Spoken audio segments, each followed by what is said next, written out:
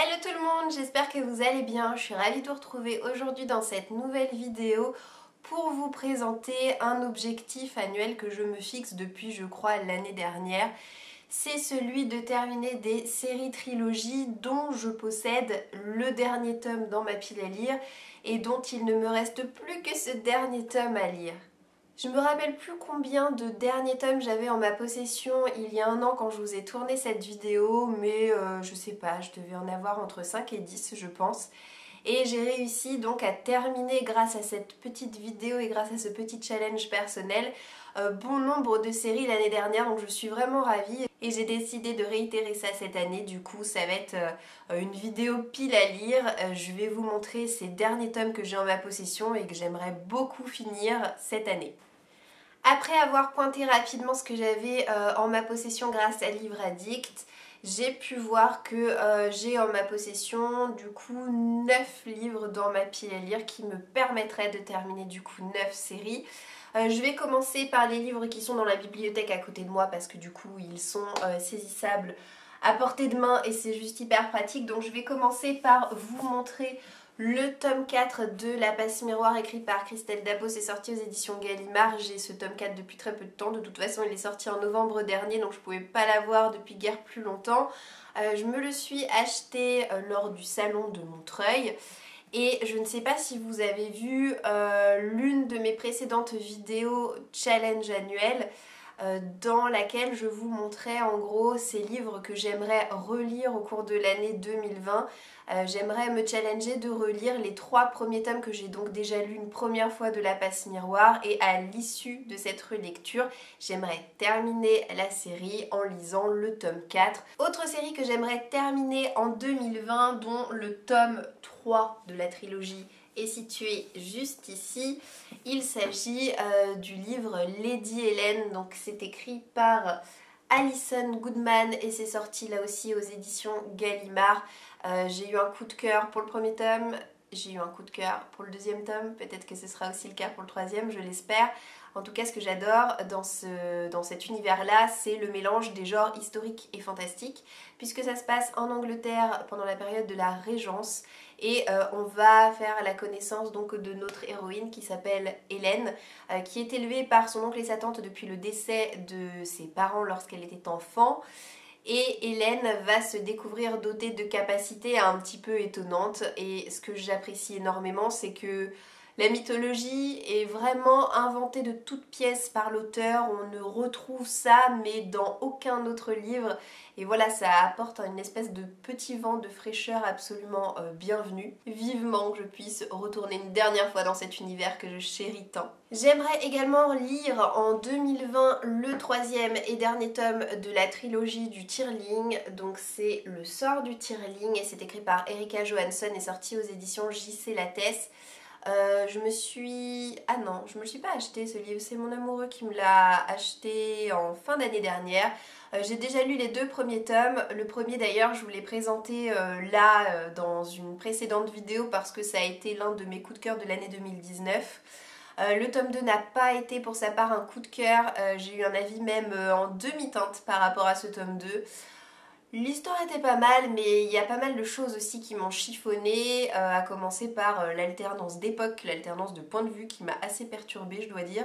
Je ne sais absolument pas à quelle sauce je serais mangée en lisant ce dernier tome, mais j'espère ressentir les mêmes impressions de lecture qu'à la lecture du premier en tout cas. De l'urban fantasy maintenant, j'aimerais beaucoup lire au cours de l'année 2020 le dernier tome, donc c'est le tome 6 de la série Georgina Kincaid, écrit par Richelle Mead, donc c'est Succubus Revealed et c'est sorti aux éditions Milady. C'est l'une de mes plus anciennes séries d'urban fantasy que j'ai commencé en ce qui concerne les premiers tomes il y a bien, je sais pas, 6 ans de ça, et que je n'ai encore jamais terminé. Là j'ai lu récemment l'avant-dernier tome. Le tome 4, j'avais pas non plus trop traîné à le lire, mais c'est vrai qu'il faut que je connaisse désormais le fin mot de l'histoire. Alors, ça ne fait pas partie de mes séries d'urban fantasy préférées de chez préférées, si vous voulez, hein, ça fait pas partie de mon top 3, mais c'est quand même une série que j'ai appris à apprécier au fil du temps et la mythologie est assez sympa dans le sens où notre personnage principal qui s'appelle Georgina est libraire, mais elle a aussi plusieurs siècles au compteur puisque c'est un démon et plus particulièrement un démon succube. Donc vous savez, c'est ce genre de démon qui se nourrit de l'énergie de ses victimes ou de ses proies, hein, appelez-les comme vous voulez, mais en général c'est des victimes tout à fait consentantes, lors de rapports sexuels qu'elle a avec eux. Et clairement c'est pas une histoire qui tourne autour du sexe, hein, ne vous inquiétez pas. Mais c'est une romance en tout cas puisqu'elle est passionnément amoureuse de son écrivain préféré. Comme c'est de l'urban fantasy, on a tout un bestiaire assez sympa autour d'elle. Du coup je me demande comment ça va se terminer. Et c'est sûr et certain que 2020 signera en tout cas pour moi la fin de cette série puisque c'est à mon avis l'un des livres de cette pile à lire que je vous montre que je ferai passer en grande priorité. Peut-on appeler ce livre une fin de série? Très honnêtement, je n'en suis pas sûre. Mais j'avais quand même bien envie de lire ce livre en 2020 et du coup je le casse quand même dans cette pile à lire. Voilà.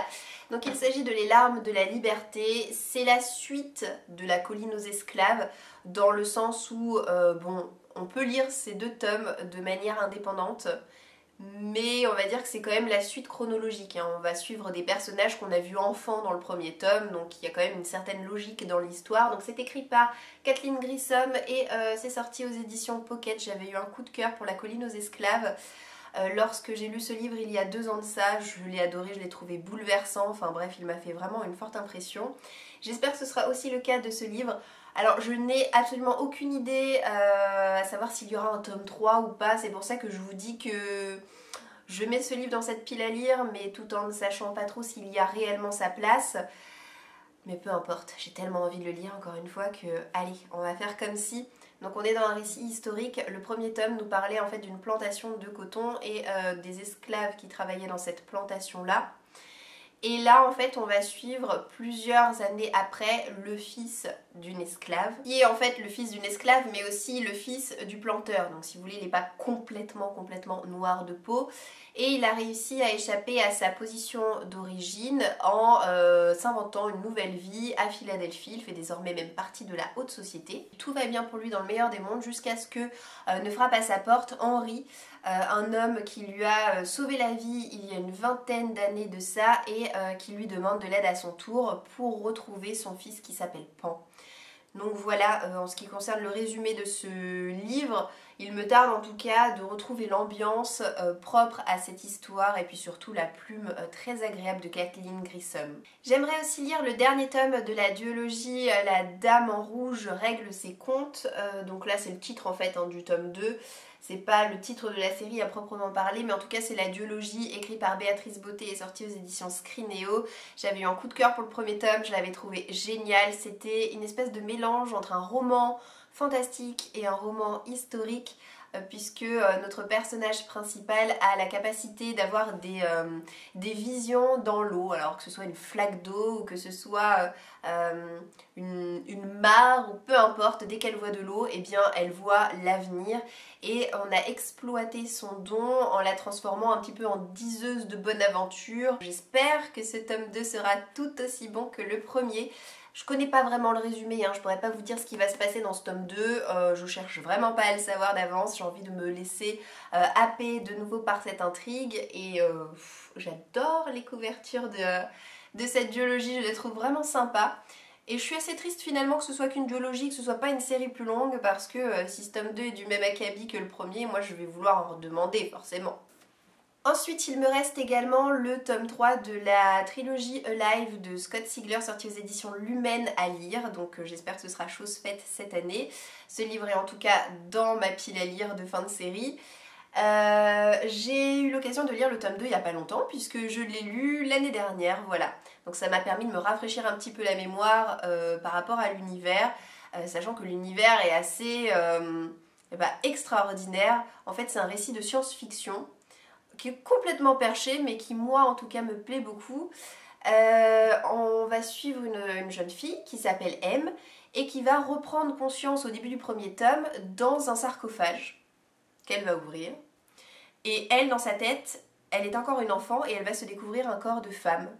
Elle a oublié jusqu'à son prénom, elle a oublié ce qu'elle fait là, elle a oublié qui sont ses parents, elle est enfermée dans une pièce en compagnie d'autres sarcophages à l'image du sien. Et en ouvrant les autres sarcophages, elle va découvrir à son tour d'autres jeunes femmes et d'autres jeunes hommes de son âge, mais qui eux aussi ont encore l'esprit d'un enfant et qui d'ailleurs ont encore des vêtements scolaires, des vêtements d'écoliers, mais des vêtements plus du tout à leur taille puisque des vêtements de taille enfant. M va prendre la tête de ce petit groupe et va essayer de les guider pour trouver la sortie du labyrinthe dans lequel ils semblent être enfermés. Et même si j'ai un tout petit peu moins aimé le tome 2 que le tome 1, ça reste une trilogie que je prends beaucoup de plaisir à suivre. Et j'espère que ce sera encore le cas avec ce tome 3. J'ai récemment reçu, enfin récemment tout est relatif, au mois de janvier en tout cas, j'ai reçu en service presse le nouveau récit de Chris Colfer qui se passe dans l'univers du Pays des Contes. Du coup ça m'a rappelé que je n'ai pas lu le 6e et dernier tome de la série de Chris Colfer et c'est pourquoi je l'intègre à bien cette pile à lire là. J'ai lu le tome 5 l'année dernière, du coup voilà, il ne me reste plus que ce 6e tome à lire et puis l'histoire sera terminée. Le Pays des Contes, c'est une histoire toute mignonne pour la jeunesse qui nous permet de découvrir des jumeaux, un garçon et une fille qui ont la capacité de voyager dans le Pays des Contes grâce à un gros livre de contes et bien tout simplement de côtoyer les personnages emblématiques des contes de fées. Donc on verra ce que je pense de ce dernier tome, mais en tout cas je crois que je vais être un petit peu nostalgique à l'idée de terminer la série. Et je termine cette pile à lire avec le dernier tome de trilogie qu'il va me rester à découvrir en 2020. Donc il s'agit du tome 3 de la trilogie de Marie Vareille, Elia, la passeuse d'âme, sortie chez PKJ. J'ai beaucoup aimé les 2 premiers tomes.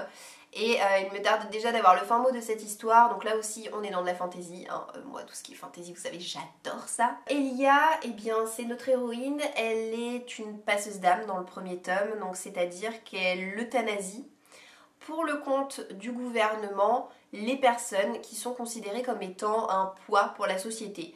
Donc ça va être tout ce qui est criminel, ça va être tout ce qui est personnes trop malades pour pouvoir espérer être guéries, ça va être les personnes très âgées. Elle fait son boulot sans trop de cas de conscience jusqu'à ce que l'une de ses victimes finisse par l'attendrir d'une manière ou d'une autre et par s'enfuir, voilà. Et finalement, Elia n'a pas de choix que de prendre la fuite à son tour.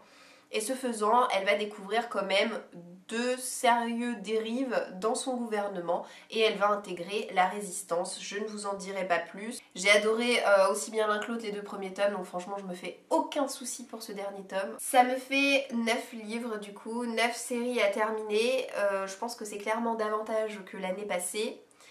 Et je ne sais pas encore combien j'en aurai à vous présenter dans un an, mais c'est vrai que là, pour le moment, au niveau de mes séries en cours, j'approche pas forcément des derniers tomes, donc il y en aura peut-être pas beaucoup en 2021. Il va peut-être falloir que je trouve d'autres idées de challenge, parce que ce sera assez limité de ce point de vue-là, je crois. Quoi qu'il en soit, j'espère que la vidéo vous aura plu. N'hésitez pas à me dire si vous, de votre côté, vous vous challengez un petit peu pour terminer vos séries en cours, ou si, comme moi, majoritairement, vous avez plutôt pour habitude d'en commencer de nouvelles à l'appel. J'espère que la vidéo vous aura plu, je vous souhaite de passer une très bonne journée et je vous dis à bientôt dans une prochaine vidéo. Ciao ciao!